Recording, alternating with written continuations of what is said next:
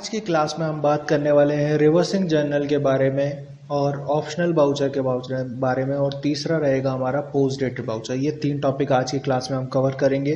तो सबसे पहले मैं आपको बताने जा रहा हूँ कि रिवर्सिंग जर्नल बाउचर होता कौन सा है और क्या काम करता है।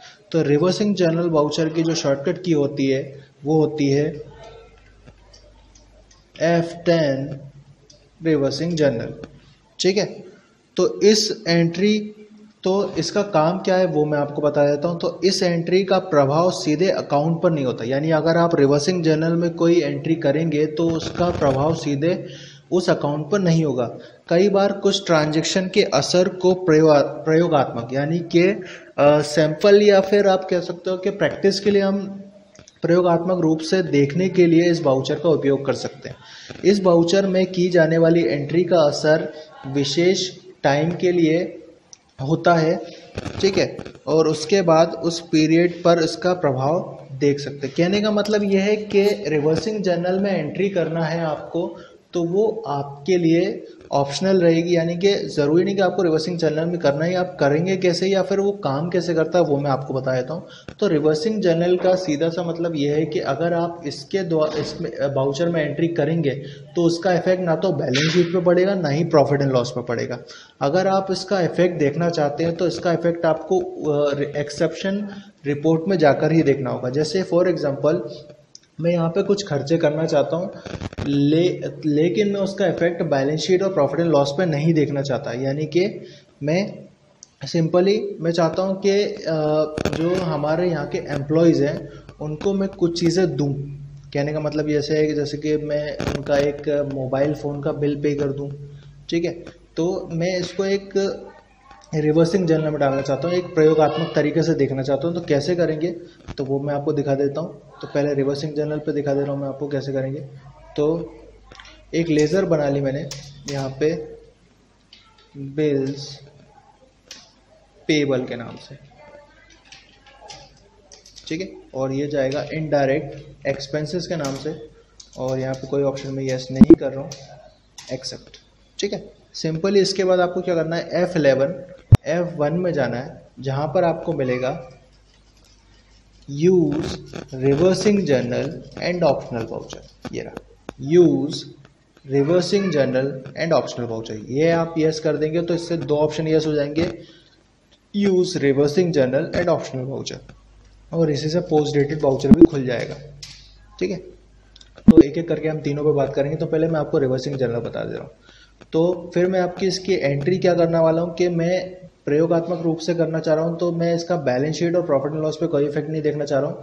तो सिंपली मैं क्या करूँगा कि इसको एंटर करूँगा और यहाँ पे F10 रिवर्सिंग जर्नल लगा दूंगा। ये डेबिट और क्रेडिट में आपको एज अ बाउचर मिलता है, ठीक है। और यहाँ पे कॉस्ट सेंटर में नॉट अवेलेबल कर रहा हूँ। खर्चा क्या है मेरे लिए, तो वो है बिल्स पेबल।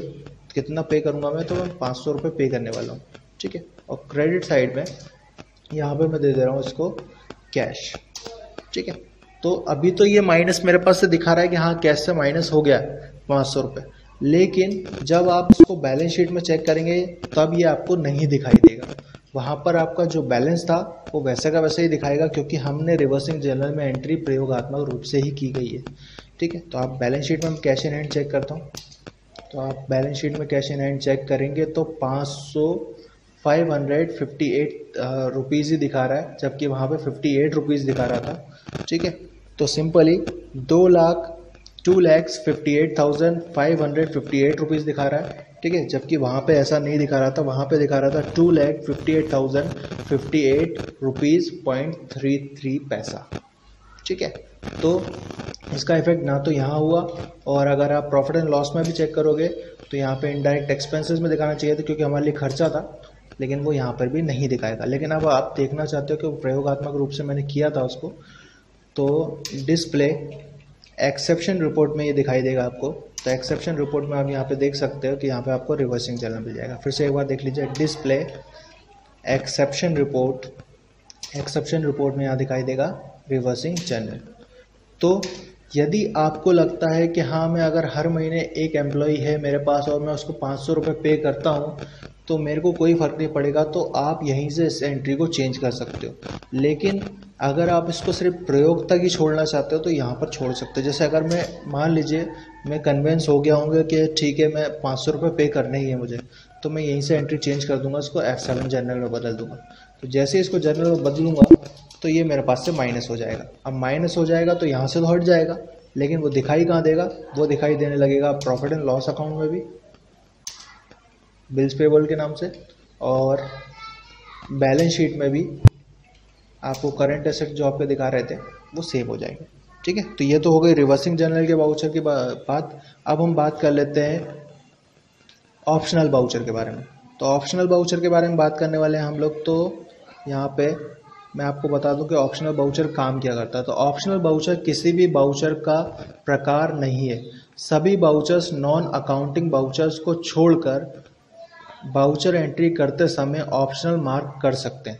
कहने का मतलब ये है कि आप नॉन अकाउंटिंग वाउचर्स को छोड़कर किसी भी वाउचर पे ऑप्शनल वाउचर मार्क कर सकते हैं। ठीक है, कैसे मार्क कर सकते हैं? जैसे फॉर एग्जांपल मैं कुछ मशीनरी परचेस करना चाह रहा हूँ, तो मैं कैश में एक मशीनरी परचेस करने के लिए एक फिक्स एसेट परचेस करना चाहता हूँ, लेकिन मेरे को ये नहीं पता है कि उसका प्रभाव क्या होने वाला है मेरे पास या फिर मेरी बैलेंस शीट पे। तो मैं सोच रहा हूँ कि अगले महीने परचेस करूँगा, तो मैं देख लेता हूँ कि अभी मेरी जो रिपोर्ट है यानी जो बैलेंस शीट है, जो प्रॉफिट एंड लॉस अकाउंट है, उस पर क्या इफेक्ट होगा।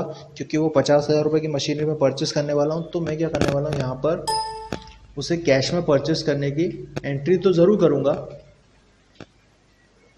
लेकिन वो एंट्री रहेगी ऑप्शनल। ठीक है, तो मैंने एक फिक्स एसेट की लेज़र बना ली है और यहाँ पे मैंने इसको कर दिया एक्सेप्ट। तो यहाँ पे मैंने मशीनरी की एक लेज़र बनाई, तो यहाँ पे आपको मिल जाएगा ऑप्शनल वाउचर।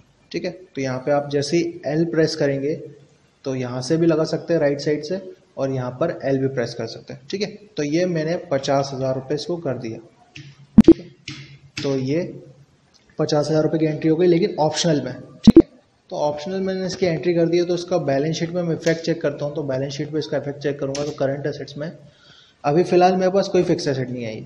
क्यों? क्योंकि मैंने उसको ऑप्शनल बना के रखा हुआ है। यहाँ पर मैं चेक कर रहा हूँ तो यहाँ पर भी कोई इफेक्ट नहीं है।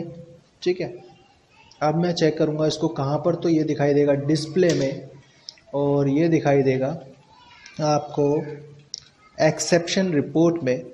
ठीक है, एक्सेप्शन रिपोर्ट में। अब जैसे अगला मंथ आ जाता है, जिस मंथ में मैं उसको परचेस करने वाला था, तो अभी तो वो फ़िलहाल ऑप्शनल है।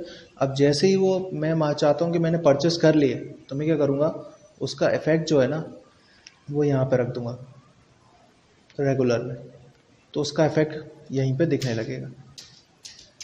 ठीक है, और यहाँ पे कर दूँगा मैं उसे एक्सेप्ट, तो ये दिखने लगेगा बैलेंस शीट में फिक्स एसेट के नाम से। तो ये दिखने लगा यहाँ पे कि भाई हाँ मशीनरी परचेस हो गई है। ठीक है, ये यहाँ पे दिखने लगी है। ठीक, तो ऑप्शनल वाउचर का काम ये है कि भाई आपको अगर कोई बड़ी चीज़ परचेस करनी है और आप उसका इफेक्ट देखना चाहते हो, तो उसको ऑप्शनल बना के एंट्री कर लो। उसके बाद जब वो रेगुलर हो जाए तो उसको रेगुलर कर दो। इसी तरीके से एक और वाउचर होता है पोस्ट डेटेड वाउचर। अब पोस्ट डेटेड वाउचर क्या करता है, इस वाउचर का भविष्य की एंट्रीज के लिए उपयोग किया जाता है, लेकिन ये मेमोरी वाउचर के विपरीत होता है। यानी कि एक मेमोरेंडम वाउचर की तरह नहीं होता, ये अलग होता है। यह एंट्रीज अपने आप दी गई तारीख पर रेगुलर एंट्रीज में कन्वर्ट हो जाती हैं। जैसे रेगुलर होने वाले ट्रांजैक्शन के लिए वाउचर टाइप उपयोगी। कहने का मतलब ये है कि आप एक एंट्री करने वाले हो, जैसे मैंने आपको बोला कि भविष्य में मैं ये चीज़ खरीदने वाला हूँ या भविष्य में किसी को पैसे पे करने वाला हूँ। ठीक है, तो मैं उसका इफेक्ट अभी से देखना चाहता हूँ, तो मैं उसको पोस्ट डेटेड बना के, मतलब जैसे ये कि मैंने एक मशीनरी परचेस करी थी, अभी मैं चाहता हूँ कि भाई मैं एक फर्नीचर परचेस करना चाह रहा हूँ या फिर एक लैंड परचेस करने वाला हूँ। ठीक है, भविष्य में मैं अपने लैंड परचेस करने वाला हूँ फिक्स एसेट। तो मैं इसको क्या करूँगा कि 40,000 रुपये की मैंने लैंड परचेस करी और इसको मैंने पोस्ट डेटेड बना के रख दिया। तो यहाँ पे ये पोस्ट डेटेड का मार्क आ जाएगा, तो ये पोस्ट डेटेड हो जाएगी। मतलब कि अभी ये करंटली मेरे बैलेंस शीट और प्रॉफिट एंड लॉस पे कोई इफेक्ट नहीं डालेगी, फिलहाल ये पोस्ट डेटेड है। तो इसको मैंने एंटर किया। अब मैं इसको चेक करूँगा बैलेंस शीट में और प्रॉफिट एंड लॉस में, तो यहाँ पे ये फिलहाल अभी पोस्ट डेटेड है, आ तो गई है लेकिन अभी पोस्ट डेटेड है ये, ठीक है। जब मैं इसको करंट करना चाहूँगा तो तब ये करंट हो जाएगी। तो अब करंट करने के लिए यहाँ पे जाएंगे डिस्प्ले में, एक्सेप्शन रिपोर्ट में, और यहाँ पे आपको मिल जाएगा पोस्ट डेटेड वाउचर, ठीक है। तो पोस्ट डेटेड वाउचर में 2 अप्रैल 2021 दिखा रहा है, तो मैं इसको 1 अप्रैल कर लेता हूँ, यानी 1 अप्रैल में तो ये दिखा रहा है। अब इसको मैं यहाँ से डायरेक्टली करंट करना चाहता हूँ, तो यहाँ पर मैं करंट पे क्लिक कर दूंगा तो ये करंट हो जाएगी, तो इसका इफेक्ट मुझे दिखने लगेगा और यहाँ से ये हट जाएगी, ठीक है। कहने का मतलब ये है कि पहले भी बैलेंस शीट में ज़रूर दिखाई दे रही थी, लेकिन वो पोस्ट डेटेड थी, एंट्री पोस्ट डेटेड थी, लेकिन अभी अगर आप चाहते हो तो यहाँ पे ये अब ये करंट के रूप में दिखाई दे रही है। तो ये है आपका post dated voucher, reversing journal voucher और ऑप्शनल वाउचर, ठीक है। तो इन दोनों में तो खाली मार्क आता है, तो मार्क आपको राइट साइड में मिल जाएगा। इसके लिए कंट्रोल आप L प्रेस कर सकते हो कंट्रोल के साथ, और इसके लिए कंट्रोल के साथ I, ठीक है। तो ये 3 वाउचर्स थे। नेक्स्ट क्लास में हम इसके आगे देखेंगे।